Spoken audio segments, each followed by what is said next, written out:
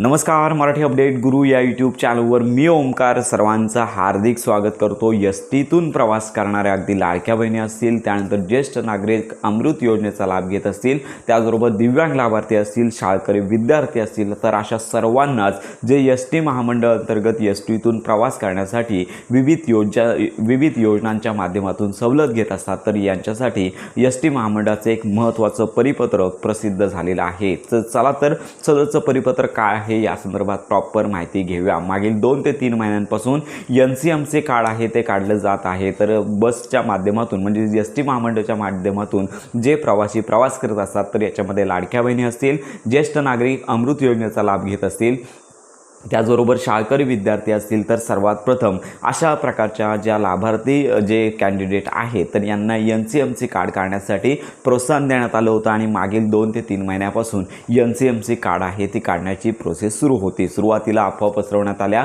की NCMC card आहे हे सगळ्यांना अनिवार्य असणार आहे, परंतु हा जो नियम आहे तो एसटी महामंडळ डिपार्टमेंटने शिथिल केला होता। तरी एनसीएमसी कार्ड आहे सध्या तरी सगळ्यांना कंपल्सरी नाही आहे, पुढील आगामी काळामध्ये अनिवार्य होणार अशा प्रकारची बातमी येत होती। पण आता या संदर्भात एसटी महामंडळ अंतर्गत एक परिपत्रक प्रत्येक डेपोला आलेलं आहे। तर याच्यामध्ये पुढील आगामी काळामध्ये म्हणजे लवकरात लवकर याच्यामध्ये स्पष्ट म्हणण्यात आलेलं आहे की पुढील आगामी काळामध्ये जे एनसीएमसी कार्ड आहे ते संपूर्ण महाराष्ट्रातील जे विविध एसटीतून प्रवास करण्यासाठी ज्या विविध योजना आहेत, तर याच्यामध्ये दिव्यांग लाभार्थी सुद्धा असणार आहेत। तर अशा सर्वच लाभार्थ्यांना एनसीएमसी कार्ड आहे आता काढणं बंधनकारक राहणार आहे। म्हणजे सध्या आत्ताच्या घडीला एनसीएमसी कार्ड बंधनकारक नाही आहे, परंतु पुढील आगामी काळामध्ये म्हणजे लवकरात लवकर हे कार्ड आहे ते सगळ्यांना अनिवार्य करण्यात येणार आहे। तर याच्यामध्ये अनेक प्रॉब्लेम आहेत। एनसीएमसी कार्डमध्ये जे ज्येष्ठ नागरिक असतील किंवा वृद्ध नागरिक असतील, तर यांचे थंब उठत नाही आहेत।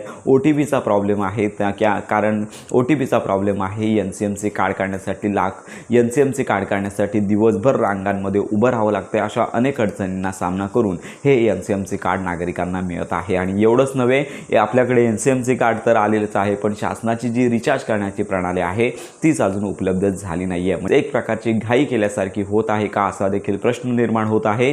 त्यामुळे एसटी महामंडळाचे हे परिपत्रक प्रत्येक डेपोमध्ये आलेलं आहे। तर अशा प्रकारे एनसीएमसी कार्ड ज्यांचं आलेलं आहे त्यांना रिचार्ज करण्यासाठीची वेबसाईट अजून उपलब्ध झाली नाही आहे। सध्या तुम्ही एसटी महामंडळ किंवा अधिकृत एजंट आहेत ते या ठिकाणी लक्षात घ्या, हे रिचार्ज करू शकता। आणि याचबरोबर आता हे जे एनसीएमसी कार्ड आहे ते सर्वांना अनिवार्य होणार आहे। त्यामुळे गर्दी होण्यापूर्वी लवकरात लवकर एनसीएमसी कार्ड काढून घ्यायचं आहे। तर अशा प्रकारे ही माहिती आपण जे एसटी महामंडळ अंतर्गत प्रत्येक डेपोला जी नोटीस गेलेली आहे याच्या माध्यमातून देत आहोत। तर अशा प्रकारची ही महत्त्वाची माहिती सर्वांपर्यंत नक्की शेअर करा। एनसीएमसी कार्ड संदर्भात तुमच्या काही शंका असतील तर आपल्या या व्हिडिओच्या कमेंट बॉक्समध्ये नक्की कळवा, संपूर्ण माहिती आणि मदत तुम्हाला मिळून जाणार आहे। तर अशा प्रकारे योजनांसंदर्भात खात्रीशीर माहितीसाठी आपल्या मराठी अपडेट गुरु या यूट्यूब चॅनलच्या कनेक्टमध्ये राहा।